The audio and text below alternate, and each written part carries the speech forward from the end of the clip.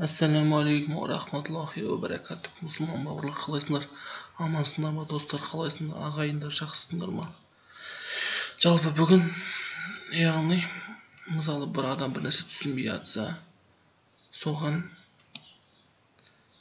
экранды, мысалы компьютерде қалай істелініп жатқандығын жіберу үшін бізге программа керек болады, яғни сондай яғни программа бізде бар да, мысалы оны біз интернеттен тартып аламыз. Міне Гиперхам 3 деген мысалы программа. Осы экранда не болып жатқанын барлығын видеоға түсіріп досына жіберуге болады. Мысалы досың бір нәрсе білмей жатса, мысалы досың бір документті көшіре алмай жатса,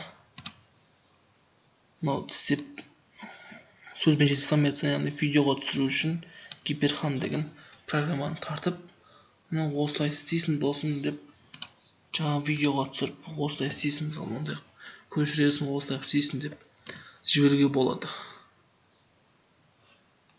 Гиперхам деген программаны тартып алыңыздар компьютеріңізге.